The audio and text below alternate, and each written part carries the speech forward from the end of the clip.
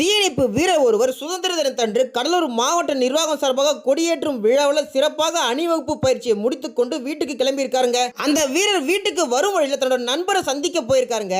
அந்த நண்பருடைய வீட்டு பக்கத்துல இருந்த ஒரு வலையில புறா ஒண்ணு சிக்கி கொண்டு தவிச்சிருக்குங்க. அவர் அங்க போகும் முன்னரே அங்க இருந்த நபர்கள் தீயணைப்பு வீரர்களை தான் உதவிக்கு கூப்பிட்டு இருக்காங்க. ஆனா ஒரு தீயணைப்பு வீரனோட ரத்தத்திலையும் சதையிலையும் பாத்தீங்கன்னா ஒரு உயிரை காப்பாற்றணும் என்பது ஊறி போயிடுச்சுங்க. தீயணைப்பு வீரர் அந்த புறாவோட நிலைமையை பார்த்த உடனே நானே போய் காப்பாற்றுறேன்னு ஒரு ஏணியை போட்டு அந்த ஸ்லாப் மேல ஏறிட்டு இருக்காருங்க. ஏணி மூலமா அந்த ஸ்லாப் மேல ஏறிட்டு அதுக்கப்புறம் பாத்தீங்கன்னா அந்த மேல ஜம்ப் பண்ண போயிருக்காருங்க. ஆனா அது ரொம்ப உயரமா இருந்தா இன்னொரு பக்கவாட்டுல அந்த ஸ்லாப் மேல ஏறி ஜம்ப் பண்ணி அந்த புறா கிட்ட போயிட்டாருங்க. அந்த புறா கிட்ட போய் பார்க்கும்போது அந்த வலையில பாத்தீங்கன்னா கழுத்து பகுதி ரக்க பகுதி மாட்டிக்கொண்டு வழியில துடிச்சு கொண்டு இருக்குங்க. அதை எடுக்கவே முடியல போல. அந்த வலையை அவங்க மொட்டை மாடியில போட்டு வச்சிருக்காங்க. அந்த வலைகளை பூனை குட்டிகள் அட்டகாசம் பண்ணி கீழே போட்டுருக்குங்க. புறாக்கள் உட்காரும் போது அதில் மாட்டிக்கொண்டு இருக்கு போல.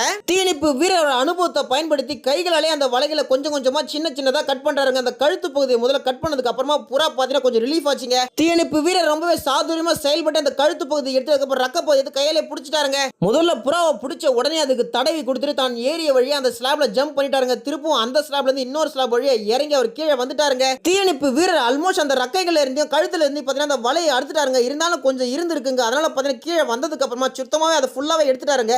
எடுத்துட்டு அந்த ரக்கைகளையும் அந்த கழுத்து போய் தடவி கொடுக்குறாங்க. அந்த புறா கொஞ்சம் ரெஸ்ட் கொடுக்குறாருங்க. புறாவோட ரக்கைகளையும் கழுத்து போய் கொஞ்சம் மசாஜ் பண்ணதுக்கு அப்புறம் கொஞ்சம் ரிலீஃப் ஆயிருக்குங்க. அதுக்கப்புறம் பார்த்தா பக்கத்துல தண்ணீரை பிடிச்சி கூட தன்னோட உள்ளங்கையில வச்சு கூட அந்த புறாவுக்கு தண்ணீரை குடிப்பாட்டுறாருங்க.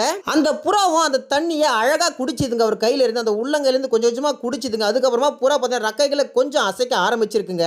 புறா ரக்கைகளை கொஞ்சம் அசைக்க ஆரம்பிச்சோடனே அந்த டேபிள்ல போய் கொஞ்சம் குளிப்பாட்டி இருக்காருங்க. தண்ணீர் பட்ட உடனே புறாவுக்கு கொஞ்சம் குளிர்ச்சி அடைஞ்சிருக்குங்க. புத்துணர்ச்சியும் பெற்று இருக்குங்க. புறாவை காப்பாத்தினதுக்கு அப்புறம் நம்ம தீயணைப்பு வீரர் நிம்மதி பெருமூச்சு விட்டுருக்காருங்க. அதுக்கப்புறம் தான் அவர் தாகமாறு தண்ணியை குடிச்சிருக்காருங்க. புறா அவர் கையில உள்ளங்கையில உட்கார வச்சு கொண்டிருக்காருங்க. பொதுவா சுதந்திர தினத்தன்று பெரிய நிகழ்வுகள்ல பாத்தீங்கன்னா புறாவை பறக்க விடுவாங்க. ஆனா இந்த தீயணைப்பு வீரர் பாருங்க தான் காப்பாத்தி அந்த உயிரை காப்பாத்துற புறாவை பாத்தீங்கன்னா சுதந்திர தினத்தன்று பறக்க விட்டுருக்காருங்க. வீட்டுக்கு போகும் வழியில அந்த புறாவை பார்த்து தனக்கு என்னன்னு சொல்லிட்டு போகாம அங்க வந்து காப்பாத்தின அந்த தீயணைப்பு வீரருக்கு ஒரு ராயல் சல்யூட்டுங்க. இது போன்ற பல ரெஸ்கியூ ஸ்டோரிஸ் நீங்க பார்க்க நம்ம டிஎன் ஃபயர் ஹீரோஸை ஷேர் பண்ணிக்கோங்க, ஃபாலோ பண்ணிக்கோங்க.